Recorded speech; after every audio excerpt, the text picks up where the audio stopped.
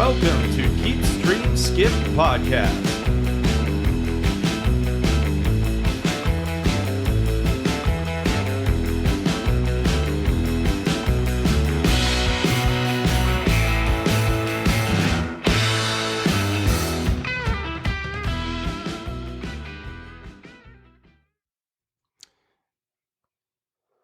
What if you could live forever, but you had to die at least once?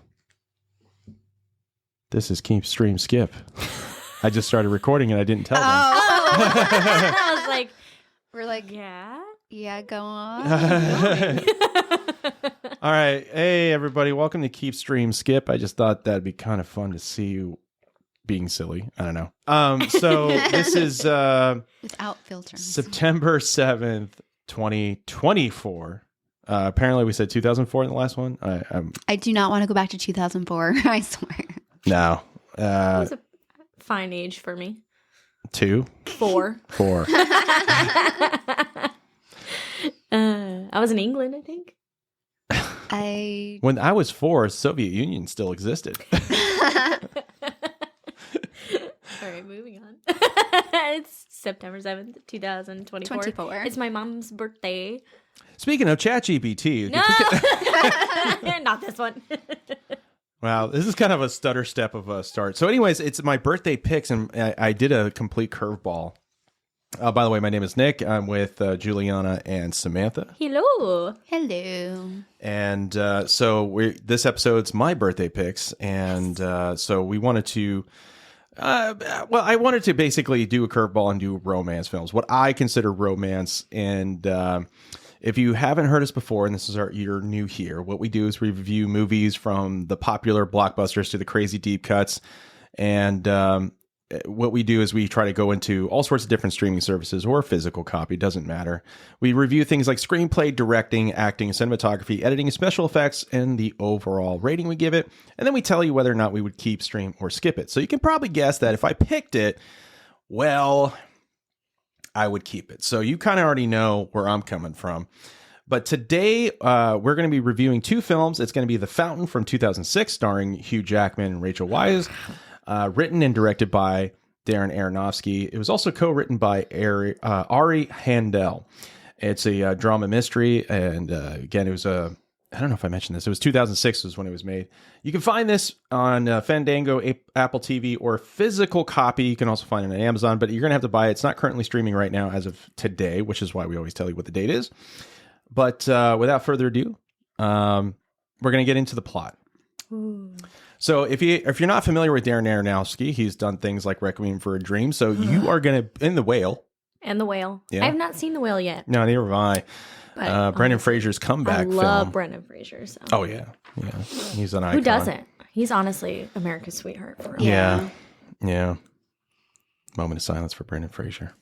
He's still alive. It's like, Just reminiscing about like his movies. Is Okay. this how I find out? The Mummy. Yeah, this is how you find out.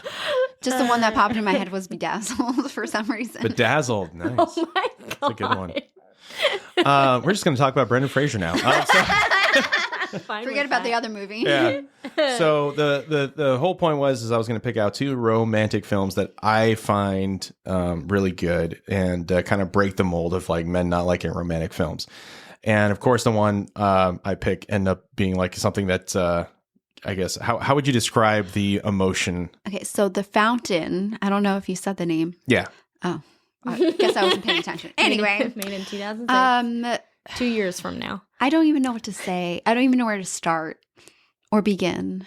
I definitely cried 4 times. Yeah, I there's counted. definitely emotions going on there that I can't like fully comprehend right now. Maybe. Thank God for Sam for making jokes because that pulled me back to reality a little bit. Yeah, it is one of those films where you have to digest it. It is metaphysical, I guess you could say. So what it does is that you have Hugh Jackman and Rachel Weisz are 2 protagonists, and they're married and they're together throughout the centuries, throughout time. And basically oh, by the way, we do spoilers here. So this I'm so sorry. Why did that little give me cool cat PTSD? I literally just like I'm just gonna record that and make that your text No. notification. No.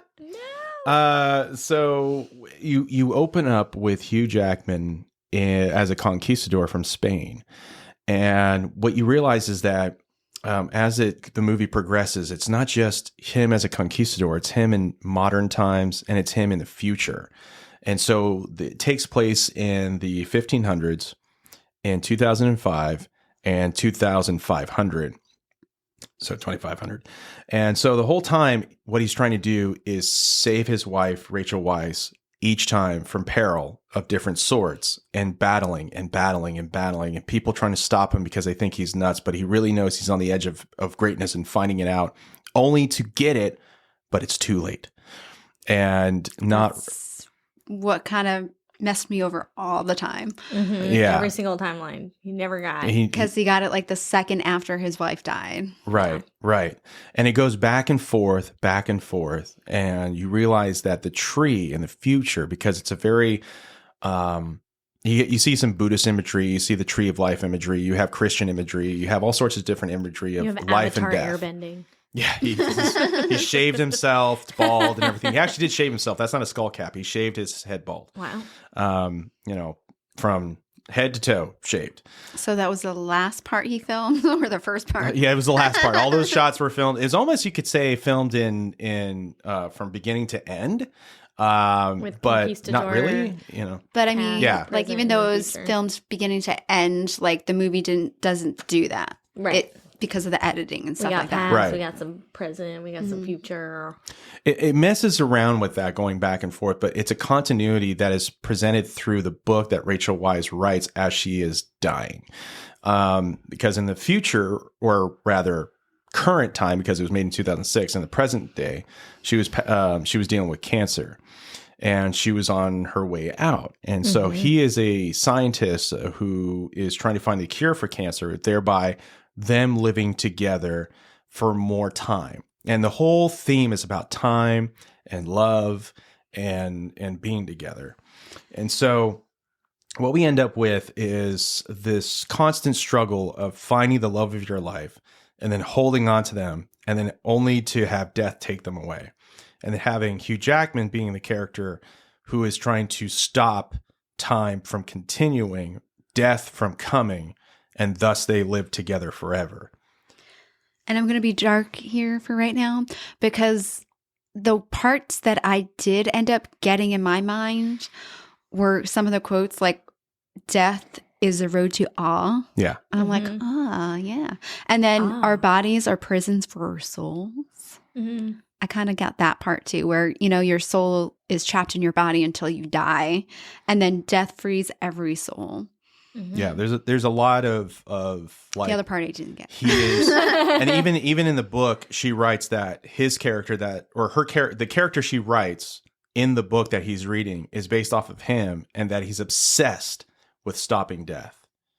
And at the very, very, very end, and again, you guys go watch it. Just sit down in a dark room and watch it. Have a box of With tissues and drinks. somebody else there. See, I watched it alone, and I felt Maybe if you're a female, you need somebody else there. Yeah. It was nice to have someone to be a put man. back. Watch this film alone. Be a man. It's like that "Be a Man" thing that is out there. That guy that does like ridiculous things, like do this, be a man, and it's like something funny. Well, go watch The Fountain alone in a darkened room with a bottle of whiskey and tissue box. Be a man. Do it.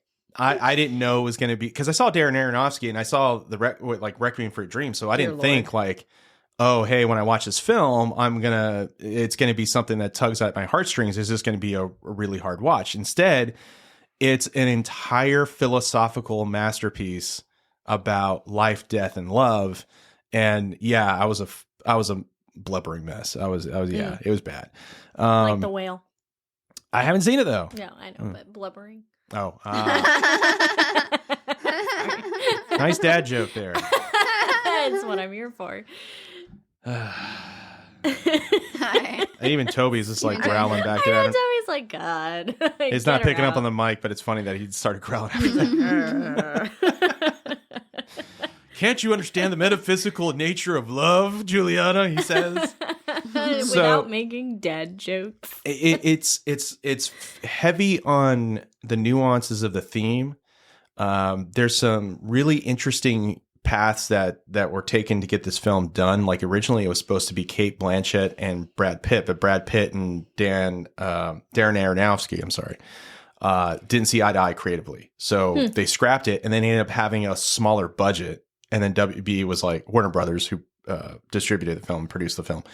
They were like, yeah, we're going to give you a $35 million budget. And then it fucking tanked. Want to know how much it tanked? Oh no, how much? Uh-oh.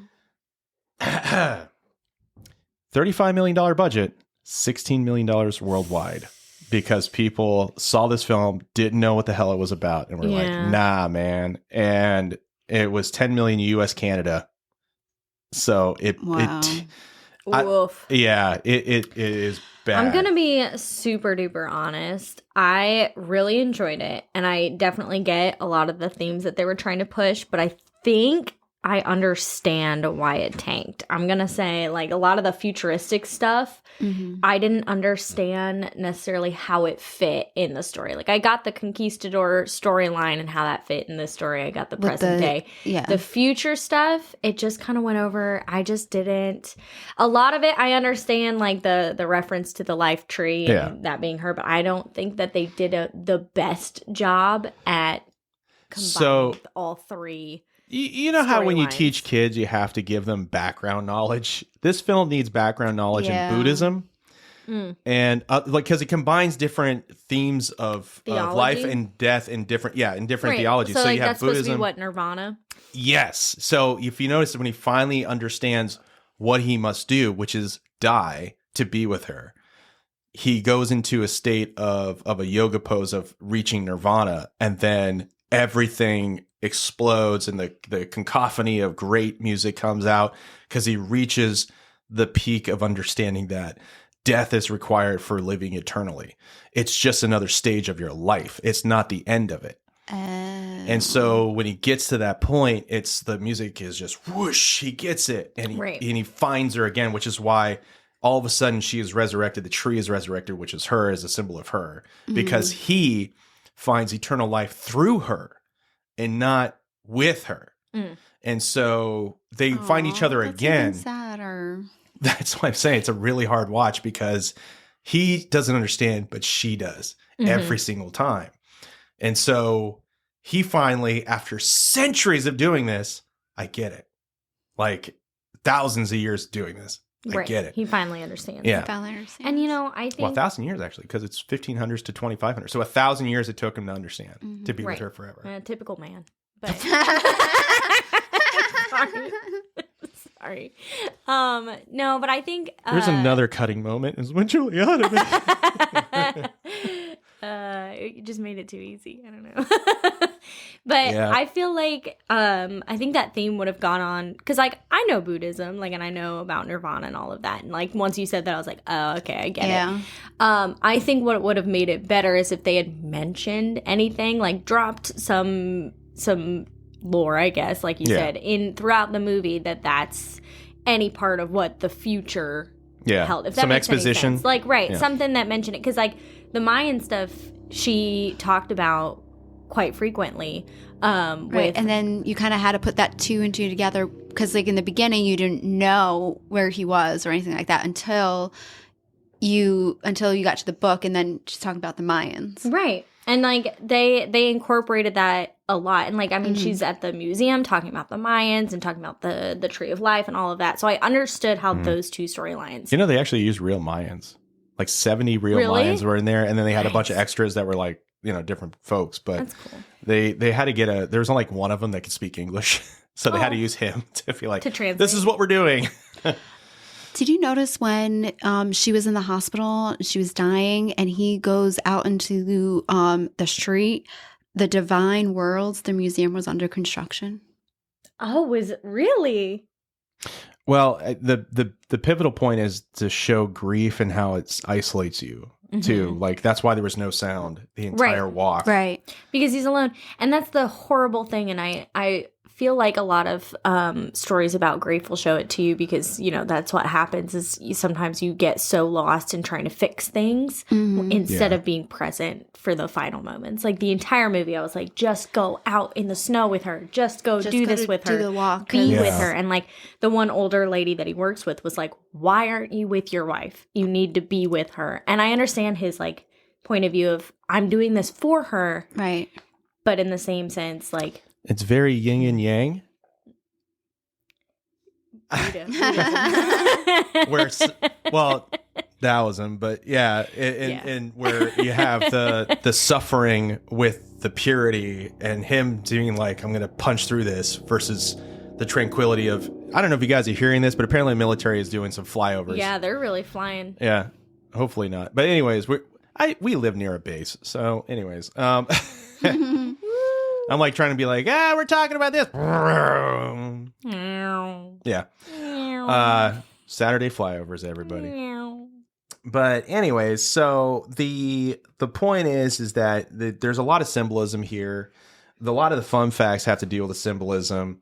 It was given 9 awards, 38 nominations. The CGI wasn't really used all that much. Like those little explosions you saw was micro photography with petri dishes. Really? Because he was like, "Hey, Interesting. I don't want this to be something where somebody sees it later and they're like, this looks so horrible. cheesy." Yeah. Right. Okay. Like obviously, And they did a pretty good job. Like, Yeah. there's a few things it definitely looks a little dated, but like a lot of it was really pretty solid. yeah. When he got in the yoga pose in front of the lion, Yeah. I was like, ooh, yeah, I was like, you can kind of tell it's a little off. But that's showing its date at the a little time, bit. it looked amazing. Like Right. everything, and the fact that it still looks amazing, most of it, I was like, wow, great Right. job, good choices.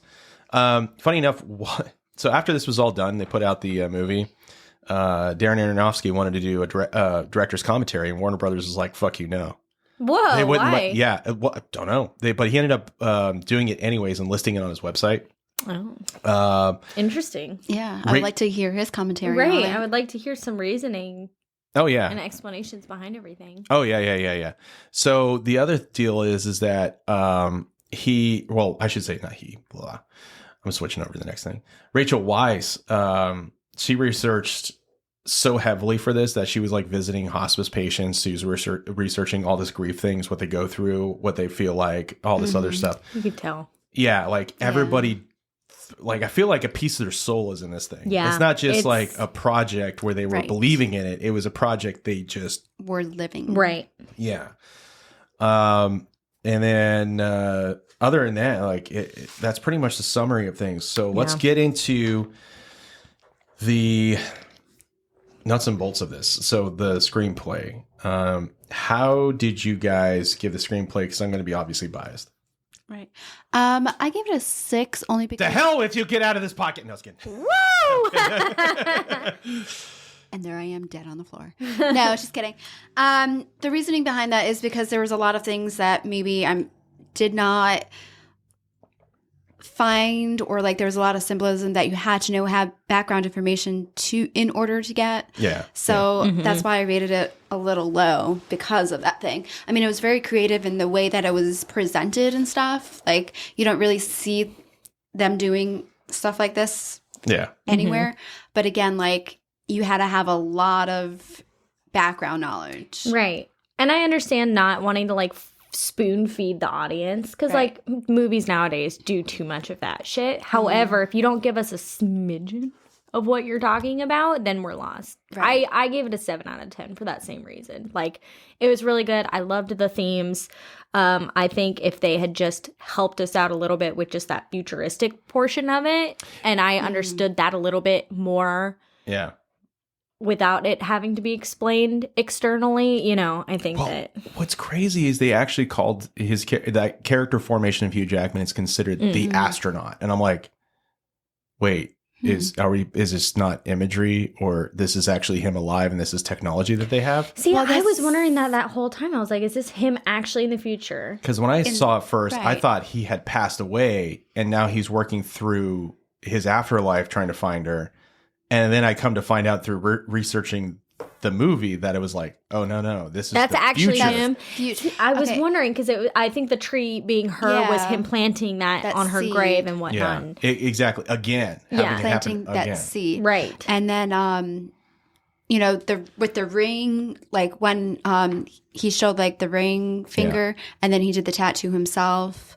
After she passed, it was kind of like, He keeps on losing the ring and. Right. Yeah. My original theory wasn't too far off then from like the beginning of the movie. My original theory that I wrote down like after 20 minutes was that the 2500 version of himself had figured out like a way to place himself along the timeline, use the tree to get it to save his wife. So basically that it was him from the present and past trying to go back and find a way to put pieces together, use that to find a way to save his wife, which is kind of what happened, but not really. So, because I didn't realize I had marked it. I was like, the past is actually her story that she wrote. Yeah. You want to hear my theory around that same time because you said something and I was like, you had to write down yours. I need to write it down. I didn't want any influence of. That's why I was like, let's just wait. Oh, okay. So my theory was that he went back to like the Mayans and see if he can resurrect her lost soul, because like when she was talking about her book, she was like, oh, it's in the nebula, that's the underworld of the Mayans where souls go to rest or something like that. So I was like, I thought he somehow managed to get back to the past to try to find her lost soul and resurrect her. Did you guys notice that like they also were trying to say in a way that all religions are based upon trying to deal with death? There's nothing else about it except for dealing with death. Because the Mayans were trying to deal with death, Christianity was trying to deal with death, Buddhists is trying to deal with death. So religion is just ultimately about dealing with death. Because I've never been like a crazy religious person or whatever. I've always thought that religion was a way of people coping with different hard things. I didn't think about like that death. at all. Yeah. But now it kind of makes sense. Very interesting. What did you rate it? 10. 10 out of 10? Yeah. Yeah. Because like, again, when I was there and then when I saw it again, it brought back those memories of sitting alone at night in a darkened room watching this and just seeing the struggle. I think also if I go back and watch it, knowing a little more background information about it, or just watching it again through a different lens, like, I know what happened. I think I would probably have rated it higher, but being at my first watch. So. Yeah. Direction. What do you think of Darren Aronofsky? I gave him 10 out of 10. Like, I didn't feel like there was anything amiss that I could find out. I gave 8 out of a 10. 8 out of a 10. Wow, I don't know. 8 out of 10. Because again, I feel like part of the reason we get lost sometimes is also not just on screenplay, but also on direction. I feel like he had this really awesome vision in his head and it didn't necessarily 100% come across through the screen for all the viewers. So I put that as an 8. Still really great, and I do enjoy his work. Not the worst thing I heard on the reviews that I was looking at, because most of them like it, but there was this one review where it's like this philosophical meta bullshit, blah blah blah. I'm like, wow, dude. It's really just some people fucking hate movies like that. Yeah. I enjoy movies like that a lot. Man. It was like taking drugs. It was awesome. Really, for me, it just really depends. Like, if it's done well enough, then yes. But if it's like done very poorly, it's like, okay, you tried. Yeah, that's the thing. You have to get it. You have to get it just right. You have to get it just right. And there's like no in between either. Right. There's no like, this philosophical thing is like in between. No, it's either good or it's really bad. Yeah, I agree with that. Yeah. For sure. Because either it comes out as shallow and just like some college kid trying to feel like he's smart and it's not. Yeah. While Darren Aronofsky's this seems like, I feel like this might be something. Like, it's almost like he created I don't know, if there was a thing called religion that was above religion, a stance on life that didn't require worship, this movie seems to be what Darren actually believes, like the beyond.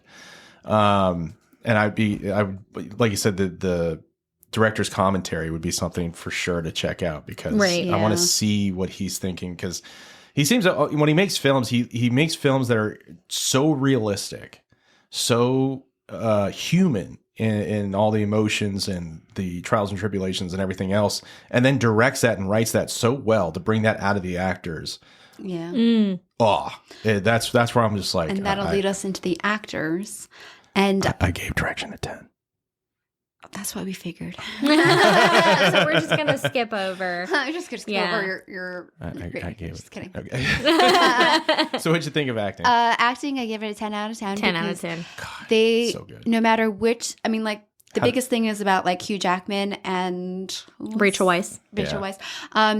No matter what time, quote unquote, time period they were in, they acted so well within that part. time period. You She know, played a queen. She played a woman who was vulnerable, cancer. and She a played writer. a tree. She played tree. She did the tree so well. I know that was the best part. That, Wow. like, Okay. Golden Globe Award for the tree. No, I think I might just adore Hugh Jackman in anything that he's in. Like everything that he's in, he puts 1,000% of himself in it. Well, you know, I want to. This is where I hope this podcast gets big enough to where we can call him and be like, "Hey, can you do just 10, maybe 15 minutes on the podcast, or longer if you want to, and tell me about The Fountain and how much you put into this? What was your inspiration?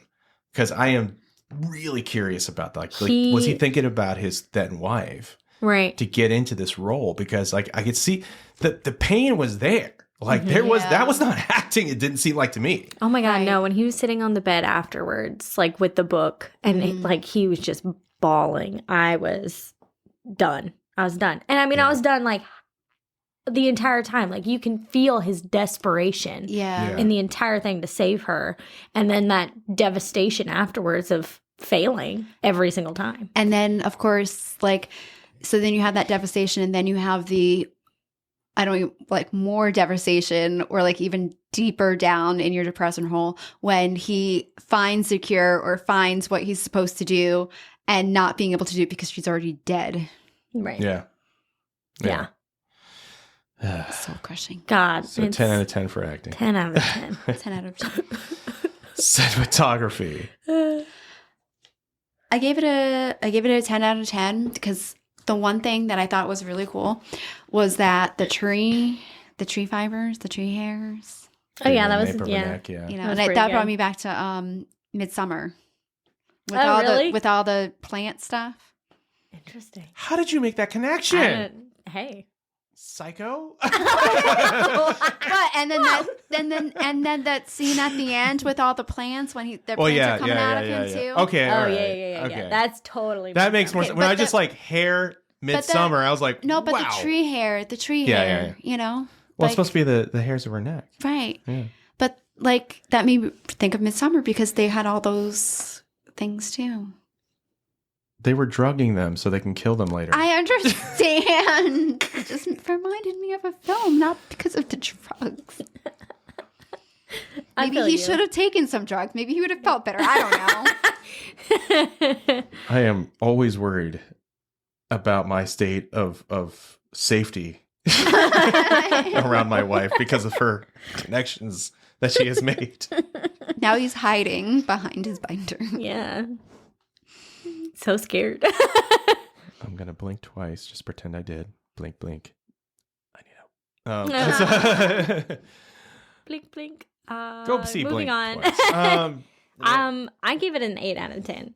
I really liked a lot of the shots. I felt like, however, there are sometimes the lighting could have been just a tad better. Because, like, I know a lot of the lighting was really purposeful, but there's a lot of times also I just can't. Dark. It was dark the whole time. And I was like, I would have liked a little bit of a difference. And then when they got to the end where he gets all the light. Right. I mean, I know that's why they were doing like, it. I get what you mean. I get what you mean. And I understand. Because the bedroom's all black. And right. Is it because you didn't get to see Hugh Jackman topless? That's why. Yeah, actually, that goes into my overall score of a 0.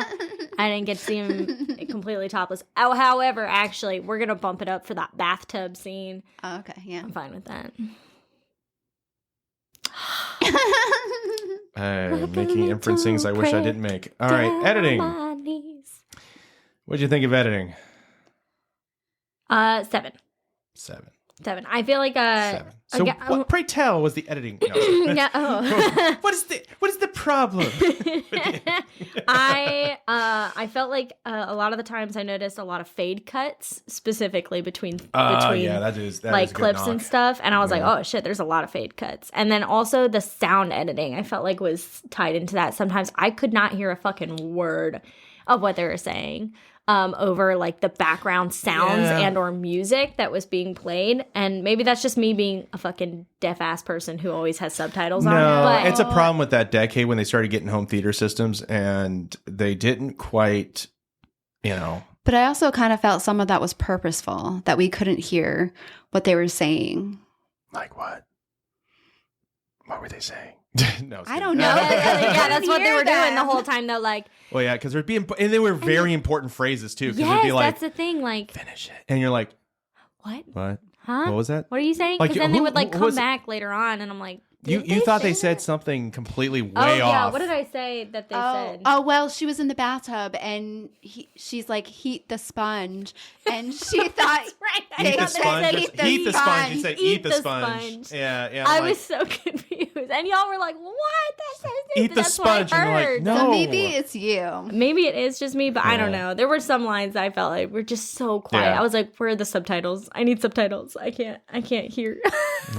That's where I am a purist, where I'm like, unless you need them for language purposes, it's like, nah, man. And I watch everything. No subtitles. No. I mean, I gave it a 10. I gave it a 10 out of 10 only because like I didn't catch those fades. I didn't catch the lighting, and I didn't catch the fades. Yeah, that's something even in my multiple watching. So yeah, that was just something that I had noticed a few times, and I was like, damn, there's a lot of fade cuts. That I didn't care. Hey, to each their own. I was caring about Hugh Jackman and Rachel Weisz. Listen, this was me with the Dungeons and Dragons movie where I was like 10. Y'all were like, well. I mean, it was good. It was good. Yeah. Not Darren. Like that's how I felt. Okay, wow. All right. I was about to say that's how I feel about this movie. It's good. What was that one that was just terrible, but you liked it? The Mortal Instruments. Yeah. It's my guilty pleasure. Listen. Which we'll have to do again. Yeah, we got to do it again. Yeesh. I mean, it's not as bad as the other two that we did, but I can't wait. Oh, yeah. But yeah, obviously 10. Special effects, I have a different rating. I'll start this one off. I gave it a 9 out of 10 because of the Hugh Jackman not looking so great in some of the towards the end there. In the future. Yeah. I gave it a 10 out of 10. I didn't catch that either. Oh, I gave it an 8. I had originally given it a 7 until you started talking about the lighting that they did specifically, and I was like, you know what? That's really fucking cool. And there's a lot more like fun facts, but there's so many I couldn't. Right, and I mean, like some of the special effects from like earlier on too, like the guy whipping himself, the Inquisitor, when he was whipping him, I was like, ugh, gross. That's cool. Yeah, but I want to lick his back. I mean, as much as that scene was like hard to watch, like they did a great job like with their special effects with that. Like you really thought he had those wounds on him. It was not good. I mean, it was good. And I go back to, and then of course, like my special effects go back to the hairs on the tree. Well, well, I noticed it was kind of like a stop motion effect almost because it like his hand was kind of jerky, and I was like, oh, did they do stop motion for that? I bet they did. Yeah, because like he's starting to deteriorate a little bit. I kind of figured that once. I thought it was just stop motion. I don't know. I wasn't paying attention to his hands. I just kept going. Because to make those little hairs rise, I bet she had to be like, okay, get closer, stop, take a picture. And then they moved the hairs up again, and then they kept on doing that, which is why it looked like. It could have just been static electricity. I mean, sure, if you want to. I don't know. Science. Science, yeah. It could have been science, guys. That could work. I mean, that'd be kind of neat if that's how they did it, but then they have to charge up Hugh Jackman. No, but like, charge him up, boys. Use the balloon. I totally get the part, but like, I seriously thought when he was like, like there was a couple scenes where his hands started like, twitching, especially in like the present. Yeah. I thought he was like, his body was just deteriorating. So, yeah. Well, I get, like, yeah. I get it. Probably the only thing that I got throughout the movie. So before we hit the overall, there was a couple of things I wrote down. I was like, the imagery of her being the tree of life, her life is his immortality. She is his immortality. Life is endless, but worth it for her. But it's like at the end, I was like, death is forever, love is forever, death is love. Is that the theme we're going with here? Or is that just a gateway to continue what you already wanted? And like that's the only thing I was trying to make sure. I think for the most part, it's just another phase of your life. You're taking it as an end of your life when it's not. Right. Right. And I think the overall theme of the movie was our bodies are prisoners for our souls. Yeah. And the only time that you're free and you are eternal is when you're dead. I personally... oh, go ahead. Oh, I was going to say at the end, he was like saying, I have to die. Like he was right. thinking, yeah. I personally got the theme of how to be, like, just to be in the moment with people, be in the present with people. Because, like, he was constantly... I mean, at the end of it, he finally chased after her into the snow, but and realized that he should be with her. But at that point, it's too late. She's gone, you know? Oh, you know what would make this movie even more sad? If it was about him and his dog.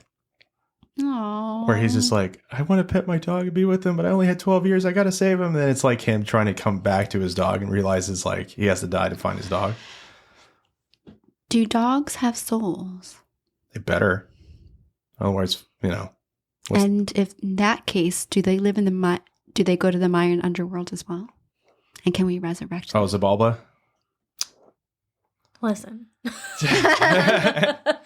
Everybody's going to be taking bubbles for their cats, dogs, lizards. Man, I'm just getting over this cold and I'm starting to run. That's why. Yeah, that's right. I just... Rachel, wise no, please. Truly, it was really annoying because we had buffalo wings before the movie and it was like... Ever so often, it's like, you're going to have a runny nose. I'm like, Yeah. And we all knew that's why. Yeah. So for the next film, as a nice palate cleanser. Oh, that's right. Overall. Duh. I'm so stupid. I gave it a 9. Nice. I gave it an 8. This will be Juliana's last film. No, I was kidding. This will probably be my last film when I talk about keep, stream, or skip it. Oh, yeah, that's fine.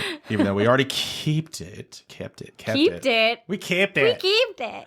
No, I got a 10 out of 10. I obviously keep, because I own it. Yeah. I would say apparently stream it. I own it because, Samantha's going to say stream it. I'm going to say skip it. What? Why? For real? Because it's depressing. You had such a high rating on it. I know. It's a good movie, but it's depressing. Like, if you're really depressed, don't watch it ever. If you just lost somebody, don't watch it. Okay. Remember, death is just a gateway.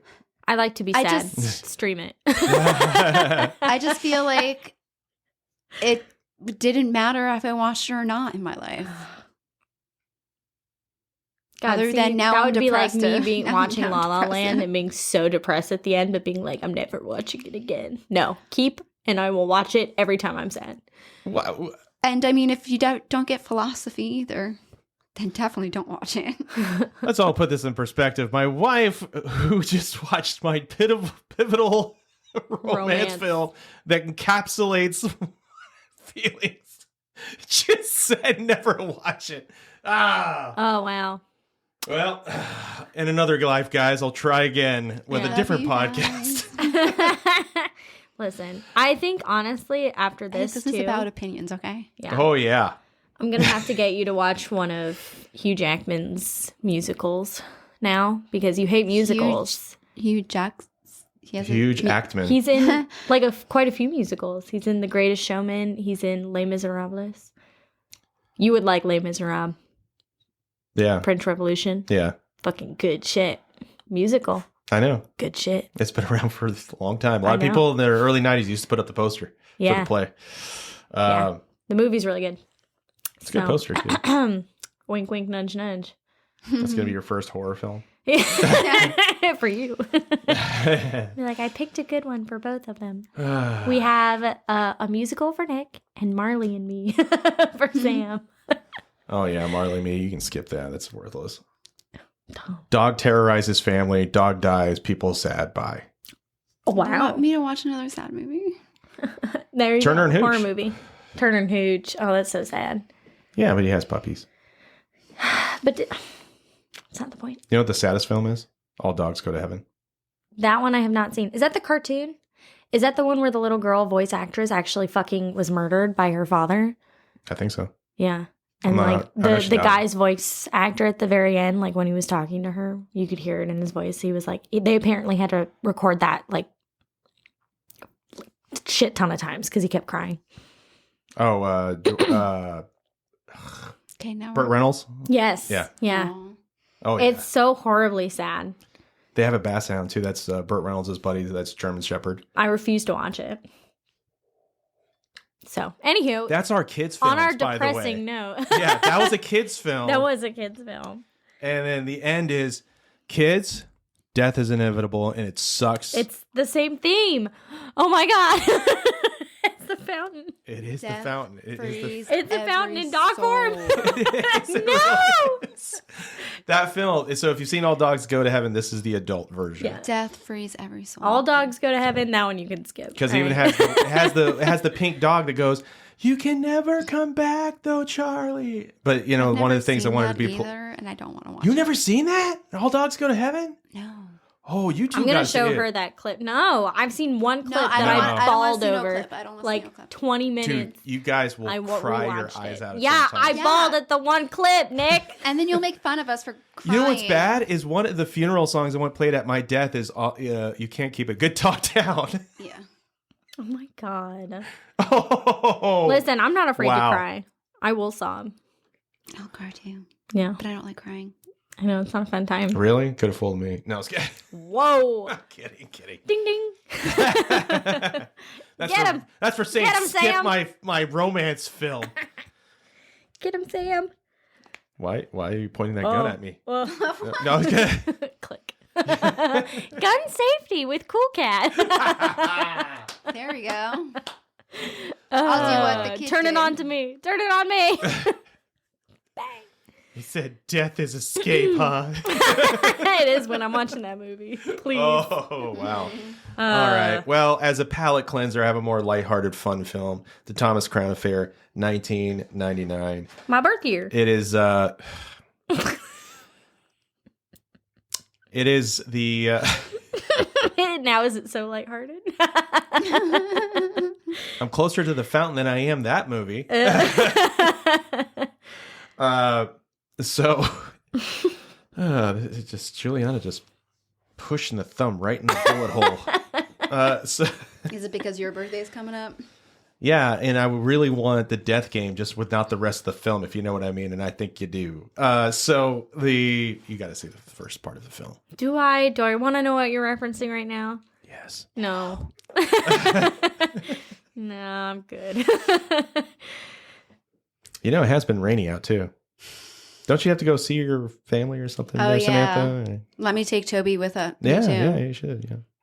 Do you die in a car accident? Is that what you're insinuating? No, That she has to no. die So in a car in Death accident? Game, What the fuck? so his wife ends up having to go see the grandparents where the kids are at, and he's left alone on his 40th birthday. It's storming out. He's outside San Francisco, and he's having a beer, listening to his music on vinyl. Hey, look, all the things I have.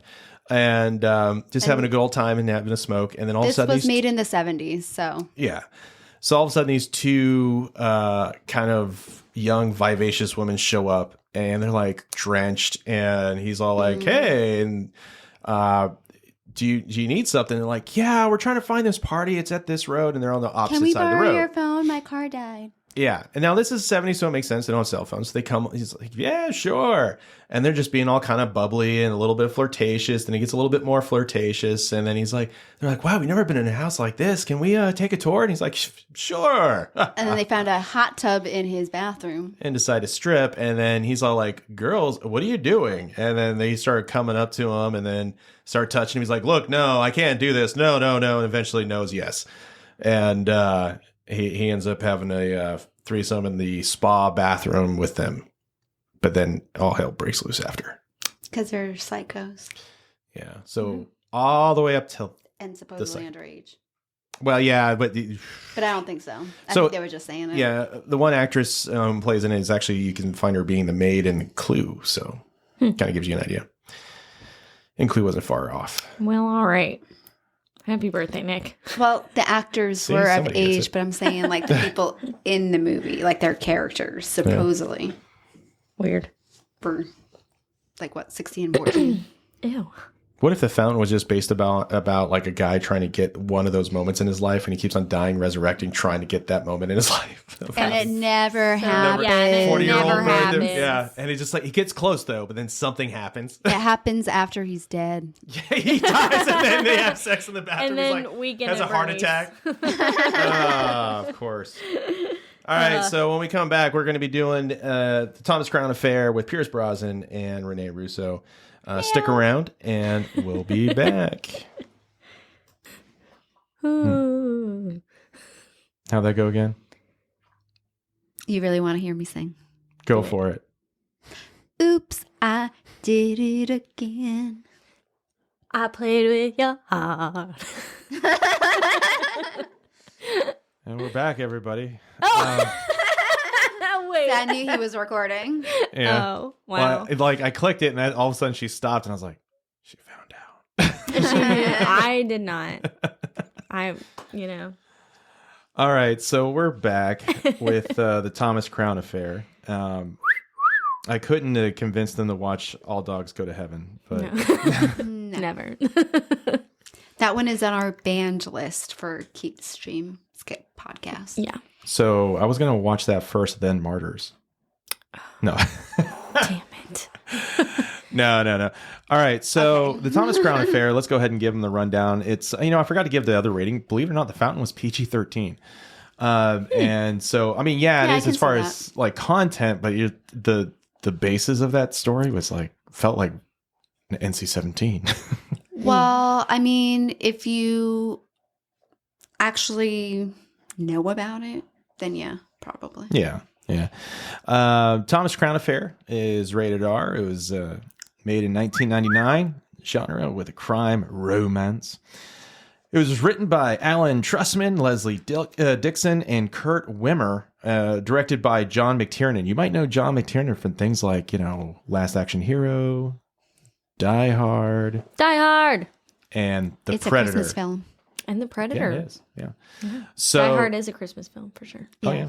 A lot of people forget about the second one being also a Christmas film. I don't think I've seen the second one. Oh, it's just good. Is it still good? Yeah. Yeah.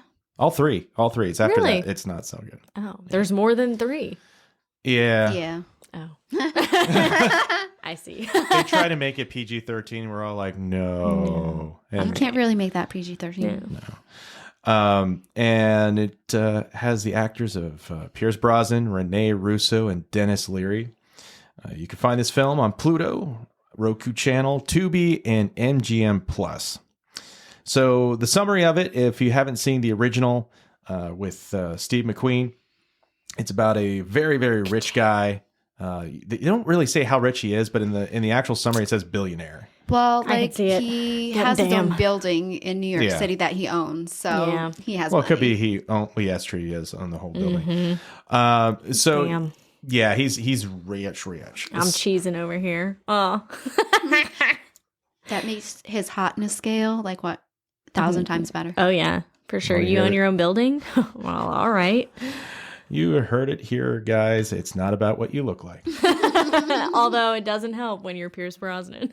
Yeah, It doesn't help. It does help. It does I help. was like, doesn't help. It doesn't. I'm gonna call him up right now. Hey, you're ugly. No. Click. ChatGPT says. If you're Pierce Brosnan, I fumbled the words. that's how good looking he is. It He makes is. you say he's not. Yeah. So Not classy. You don't want to get other Not people demure. jealous, like the other guy, like the police detective in there. Yeah. Although he was why was this movie filled with like green flags? Yeah. because it's a romance. Yeah. Although Pierce Brosnan technically Like he Not had a A gray. balance. He's morally gray and I love it. Yeah. The equivalent is for guys the crazy to hotness scale. Yeah. So with the summary, this is about a billionaire who gets his kicks off of different extreme activities, but none more extreme than art theft. The original actually was armed robbery, but John McTiernan was like, we don't want to make him an armed robber. That's probably not a good idea. But it's like, hey, here's this billionaire pointing guns at the common folk for kicks. Right. And I think also, like, if you have an armed robberist, it's a lot more scary and a lot less, you know what I mean, likable than, just a... Unless you're that one guy from the Smokers, then it's hot. yeah. Brad Dan. So, yeah, there's a lot of John McTiernan like changes that were like, yeah, we don't want to do this, we'll do this, and it was good. So he goes on to steal a painting through using a Monet, and goes in this museum. Which, by the way, fun fact, they never filmed in a museum. They weren't allowed. They wouldn't. The Metropolitan was like, no, man, we're not going to let you do that. I could see that. Wow. Yeah. I mean, that makes sense, but damn, way to go set people. Yeah. Yeah. Well, they went down to the New York Public Library and then built sets as well. Damn. All right. So there was a kind of a blend. So New York Public Library is like, sure. And there's the rest. I'm sure they gave them a hefty donation. Probably. They should. Go to the library. Yes. Fund public libraries. Yes, we love a public library. Yeah. This has been brought to you by the public library. My dream job, if it actually paid money. Yeah, right? Oh, there you go, yeah. So he basically steals a Monet and then is tracked down by the gorgeous Renee Russo, played as Catherine, the character Catherine. And between this, he is going to therapy to figure out what makes him tick, because he knows there's something not quite right with him. And his therapist is played by Faye Dunaway, who is the original Catherine from the original film in the 1960s with Steve McQueen. Okay. Oh, that's way cool. Also, I have no idea why, but the fact that was therapy totally went over my head. And for some reason, I thought that was the same lady as his secretary. And he was just like every evening. In the dark? Like every evening This is what after I work. pay you for. And his secretary would have these like debrief moments. Just where smoky she's eyes. Like wise. Pierce Brosnan. Whatever. Well, I guess. I mean, hey. I guess since, Besides like, if holding you my really calls. think about it, like, his chef is his lawyer, so you weren't kind of far off where, his chef is his lawyer, people so that like he why can't his employs- secretary be his therapist? At this point, yeah, that is a very valid point. Yeah. That's so funny. So as he's going to his therapist, it breaks into kind of self-reflection as the cat and mouse game begins between Catherine and Thomas Crown, which is played by Pierce Brosnan. So after a bit of a crime caper heist of taking the painting, which he uses a team from Romania, but they're not really from Romania. You find out during the investigation, they're actually from Germany. And he ends up hiding the painting, and then she's trying to figure him out. And there's this like sexy back and forth while Dennis Leary's like matter of fact working class cop guy detective is trying to work with her, but also seeing her vulnerabilities, and he's trying to share his vulnerabilities. So it's an interesting dynamic all the way around. Right. And the information that we as the audience are given is not like what Pierce Brosnan. Okay. Yes. But let's just call him Tommy. I should say Tommy. It's Tommy. Tommy boy. Tommy. Yeah. I just picture Chris Farley now stealing the painting, being like, oh, jeez. Oh, God. Gotta take it to the van down by the river. And then Renee Russo, like, you have your strange ways. Oh, I'm gonna fall in love with me you. like That would be so weird. Imagine that was like played by Chris Farley, and like it really wouldn't have been a balance. No, it's not him on the boat, like being all like cool. he crashes it from being like completely not knowing how to sail. He's just coming up on the thing going, oh, jeez, oh, God. And of course, like Catherine's like, oh God, gosh darn it, I have to like, I have to have this man. I have to have this, like, I gotta seduce this man and telling me where this painting is. He's got like the undid tie and the whole thing. He's just like, he turns around like, after like just being suffering with trying to open up like a beer bottle or something. if you try to make a movie like this, we're going to sue you for copyright infringement. Yeah. We're going to have to get a Chris Farley type and make another Thomas Crown. Like Tommy Crown. Yes! Tommy Crown. Yes. The Tommy Crown Affair. Theater near you. So the plot. Back to that.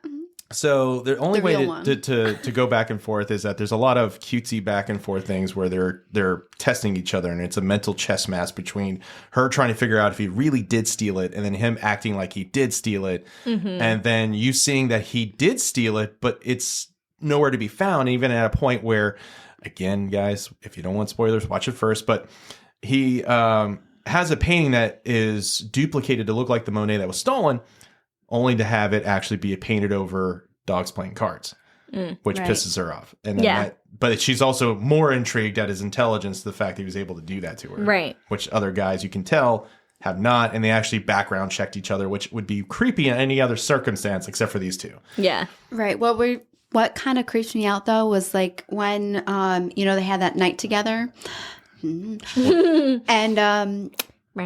she goes, the next morning she has breakfast, and they bring her the shake that she the green drink at the station. So I was like, who is working for him at the police station? Some guy's like picking up the cup and just like taking his finger and going, I know this. Tastes like green kelp. Green. Because how else would he know? Yeah. I don't think it would go that far. I think that was a little bit I think pushing it on the film side. I mean, it was cool for its time, but watching it again, it's like, there's some issues. Right. How would he know that? Yeah.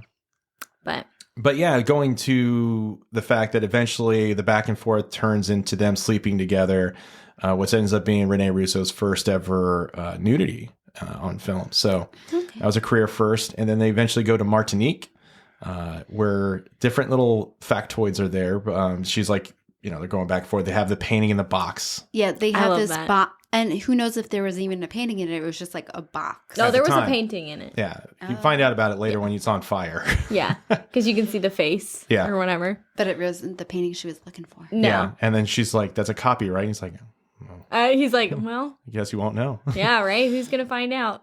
Yeah. Who's going to know now? Hopefully not. I loved their back and forth. Yeah. Tit for tat. And then, of course, she was they were at some kind of gala or whatever, and she sees him dancing with some other woman. Who has like the best scowl ever. Yeah. Oh, yeah.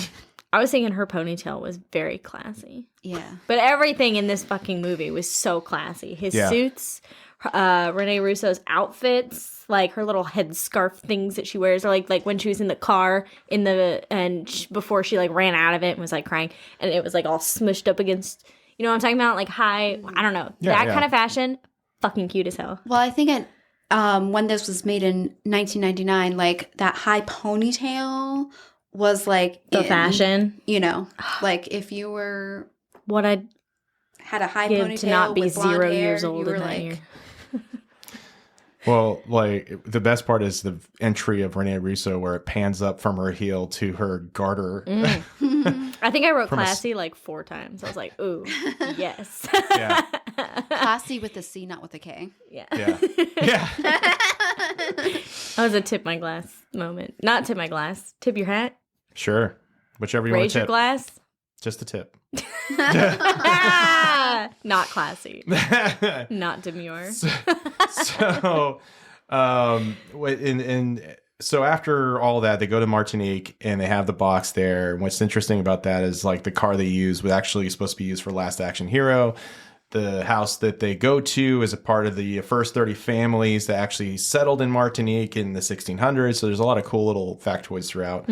Of course, not really presented in there, but I mean, why would they do that? And like Pierce Brosnan jumps in like, this was supposed to be in Last Action Hero. That's how rich I am. Yeah. I got it from John McTiernan's auctions.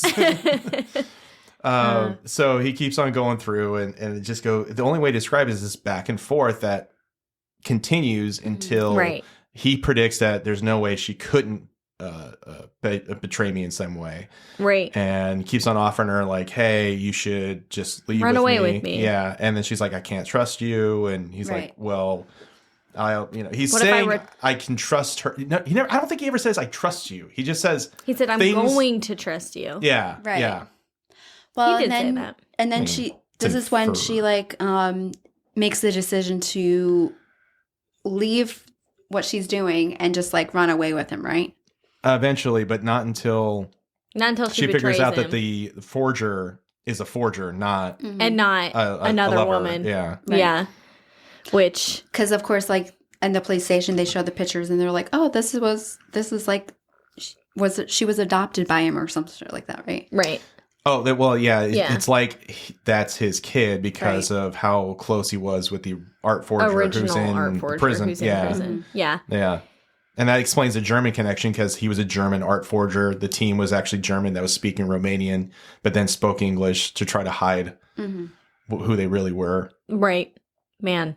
I have to say the whole heist portion of this movie too, like obviously the romance, mwah, chef's kiss. However, the freaking heist was like so exciting, and the whole twist reveal at the end of the painting being put back like 2 days after he stole it, just repainted with watercolor to look like a different Monet painting, just to take another one. Just to take another Pizzara, painting. that's what it was, or something like that. That he was admiring in like one of the first very 10 first minutes of the freaking film. He was sitting and admiring that painting and not the Monet that he stole. Right. And I was kind of like thinking about that too. I was like, why would he steal the Monet when he was looking at the other painting? And I was like, oh, maybe he's like trying to deflect from like showing interest in that painting. That makes sense. But no, he stole the real one in the end. But then when I noticed that he stole the real one at the end, I thought he was going to be on a boat because that was what was because that was on the painting. Not on a plane.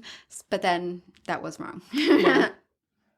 I would have been crying like Rene Russo. God, because that would have been my dream right there. Been like, all right, I'll give everything up for you. I get on this plane. No. You literally said out loud, and when they're in Martinique, I'd be in. I'm in. Or something like that. Right. But I mean, I liked the feeling that she really didn't know whether to trust him or not the entire time. And as the audience, we're getting that too. Like, damn, this guy is like 3 steps ahead of her every single time. Or I guess like not that far ahead, like 1 step ahead. And again, like he was a likable character. Right, but he was also shady. Right. Morally gray, respectful to women. Right. My type. That's my type. Call Juliana if you are that kind of guy. Call me 555. I'm just thinking red flags, and then all of a sudden you get that card where he like introduces himself by sniffing someone's butt. Like, Dang. Morally gray, but gray with this, and it's like, ugh. Well, that's not the worst of the cards. No. Yeah, true. Okay, so what did topic. you give it for screenplay? 10. I was super excited and like engaged the entire time. I thought like you have to be pretty smart to write a good heist. Yeah. A good thriller romance heist film. I gave it an 8 because I hate you, Nick. No, just kidding. No, actually, I gave it an 8 as well. No, I gave it an 8. I gave it an 8 because there was like, there was back and forth. Yeah, everything but everything didn't really seem seamless. There was like a few bumps in between of things. Yeah, like she jumped into starting to fall for him a little too early for its own good. Right. Because that's why I gave it an 8. I'm like, everything is great, but the speed of which it occurred, even though it's a 2-hour film almost, didn't that feel shorter than the actual? Yeah, it really did. Yeah, that was an hour and 25 I was just so engaged minutes. the whole time. Well, and then like with him being in quote unquote on the heist, that was kind of obvious from the beginning too. Like I would have liked it to be a little more ambiguous so that if he was, because of course, like, he's in the big meeting, he's like checking his watch and they're like starting the heist. And then he goes in there and I'm like, he's involved somehow. Yeah. I kind of liked that because I figured, I don't know. I was like, ooh, I want to see how it happens from the inner workings here. Like knowing he's in on the heist, like how is he in on it? What's he going to do? We're watching all these people do the legwork. What's he going to do? Put down his briefcase and blame them. Yeah. Pretty much, because all of them get arrested by him. Yeah. Okay, so we got an 8, 8, and a 10. All right, so for direction, what do you guys give it? John McTiernan doing some romance, action-y kind of stuff, which is interesting when you look at things like Predator and Last Action Hero. I gave it an 8 because sometimes there was like, again, just that 1 or 2 scenes that just seemed kind of. I gave it a 10. I think that, I don't know. I can't find anything negative to say about it. So yeah, I gave it a 9. There's again, it's really the speed of which certain things, like, I know you don't want to go too far on the length of the time of the movie, especially back then. But it's one of those films where I'm like, maybe this was one of those exceptions to the rule, or he could have been demanded, because anytime you have to deal with Warner Brothers or any of those production companies, they're like, no, there are stipulations. Yeah, you need to cut it. And that's where you hear about directors yelling at the producers, a la Forrest Gump or RoboCop or all that stuff, where they just went head to head with them. So, and usually it's over budget. So, pretty close. I mean, 8, 9, 10. Acting, what'd you think? 10. I loved it. Again, that tit for tat, like, their chemistry was awesome. And I even think, like, the other cops, I liked that they were likable. They weren't like, that bastard. Yeah, it wasn't some weird like, cliche thing. Yeah, it was really cute. I liked it. Yeah, I'm going to give it a 10 out of 10 as well, because you do make a valid point of, like, it wasn't like, they were, like, good, and it wasn't cheesy. Right. Yeah. That was the biggest thing. Like, you can go cheesy, and they didn't. They knew the fine line between, good and cheesy. Right. Right. Well, and that's the thing. And everybody did the lifting there. It wasn't just Pierce Brosnan and Rene Russo. Like, Dennis Leary just did a bang up job. He did a great job of being that like, yeah, I'm a man of the people, but I can read, what you're feeling and all this other stuff. And yes, I've been there. And he wasn't, and like, I don't even think he was like a jerk to her at all. No. I thought he was going to be. Like, at the very beginning when she came in, I was like, he's going to be a sexist pig. Like, no, I'm not going to. And then he wasn't. And I was like, oh, okay. I was wrong. And I like that. He was a good boy. He was a good boy. Good boy. Cinematography, what do you give it? Again, I didn't have any notes. Like 10 out of 10. I didn't see anything. I gave it an 8. I gave it a 7 only because there could have been more creative shots, especially with the heist, but they were very kind of like matter of fact. So I was like, wasted opportunity. But that's fair. It was good. I want to say it was like kind of basic, like you said, with the kind of like with the shots. Like, they could have been a little more creative, but at the same time, you didn't really want to be too over the top, I guess. I don't know. Yeah, and I think the reason why John McTiernan may have done this is because this is a little bit out of his hat. So maybe he wanted to play it safe in certain aspects because he was taking risks other ways. Right. And what I liked is one of the reviews on IMDb said that this is one of the few movies that is better than the original in every single way. And I'm like, yeah, after seeing the original, I thought, the original is going to be so much better. And no, this is so much better. And I kind of want to see the original now, thinking about it, like, because you always have the original plus this, and then you're kind of like, I just want to see for myself. Yeah, no doubt. That's what I ended up doing because of this film. I was like, well, let me see the original, and then it's all right. You were upset. Well, no, it just wasn't as good. Like, everything that John McTiernan did, he did because he's probably saw the original and was like, you know what, this guy's not likable. Better. Yeah. He wasn't likable. The main dude. Yeah, and that's Steve McQueen, Mr. Cool here. Yeah, and like, I feel like in a movie. What? McQueen. Yeah. Oh, because of the car. McQueen. Okay. Wow. And I feel like in a movie like this, like, you have some kind of romance going on, you need a likable character. Oh yeah. Oh yeah. You want to root for the couple. You don't want to be like, oh well. Listen, Pierce Brosnan in this movie was definitely written for the female gaze. Like under the like most of his movies. Yeah, that's so true. That's so true. Like, again, like, he's like any famous book character that women go gaga over. He's like morally gray. He's not like a outstanding citizen, but like he's not, like, respectful. He's fucking like a classy ass gentleman. He shows his love. I was like, fuck yeah, I fuck with this dude. I'm scared to look him up now. Hopefully he's like his character and not like totally. You probably will just like him even further. I'll tell you later why. Oh. I'm excited. Not like that. Oh. Golly. Editing. What did you give it? I gave it a 10 out of 10. Yeah. I gave it a 9 only because of again, the pacing.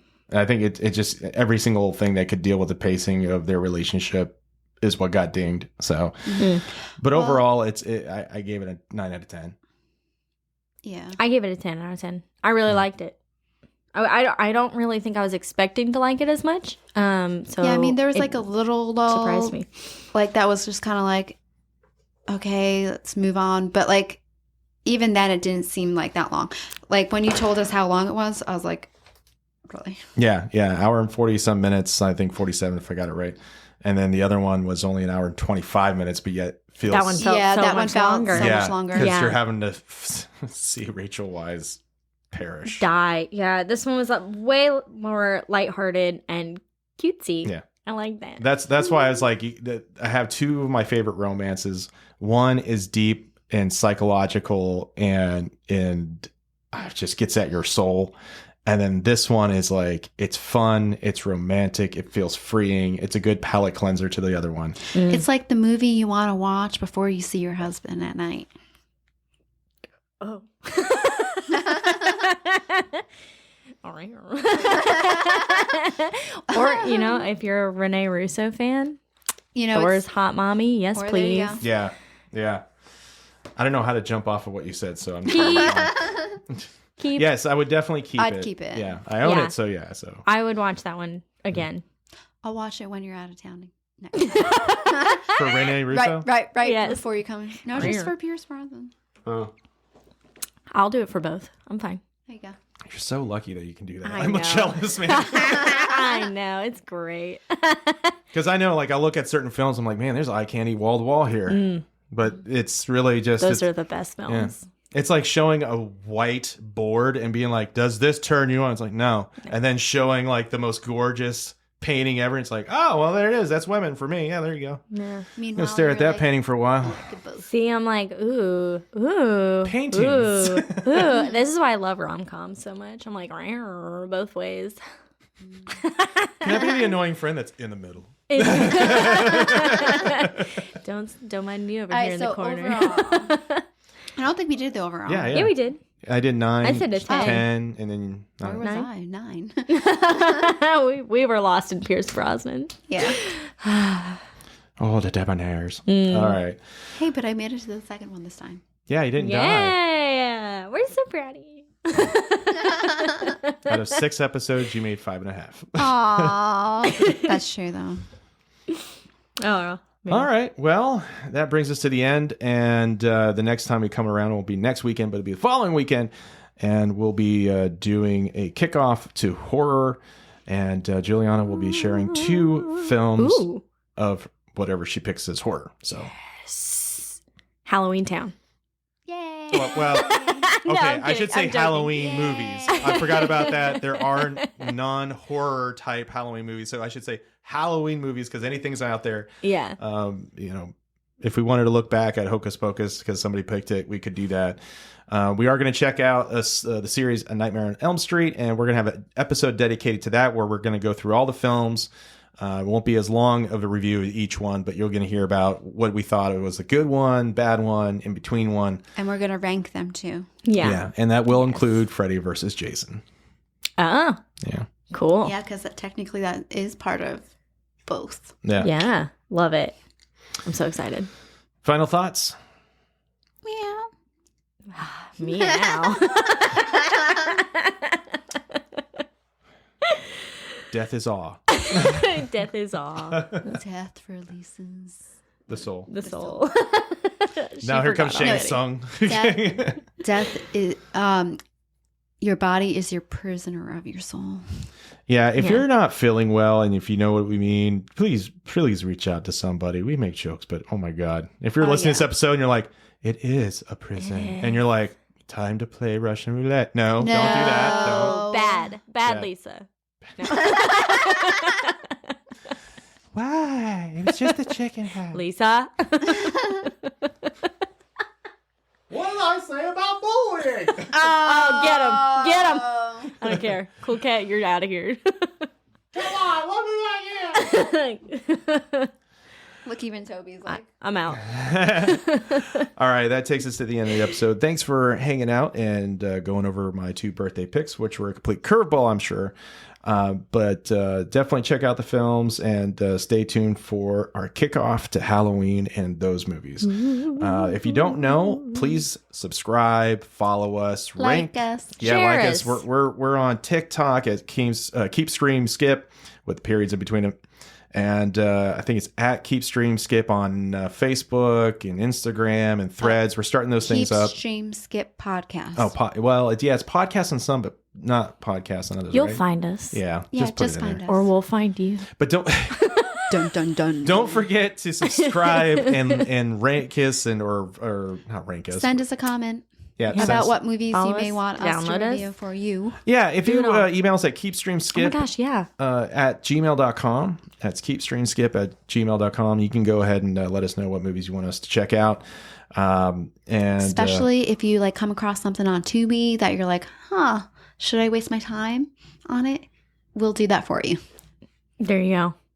Yep. Yeah. Hesitation. Oh, we're sad now. Wait. What Yeah, did 'cause we I'm like, agree what are to? they? I agreed exactly. to that. So Yeah. first. So Yeah. it's just Hate Sam. me.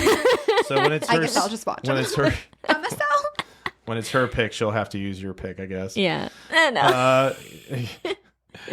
Yeah, and Give us some recs. Yeah. Make sure to rate us high, please, and tell us what you think. Please and, clap. Share. That'll take us out. All right. All right. Bye. Bye. Bye.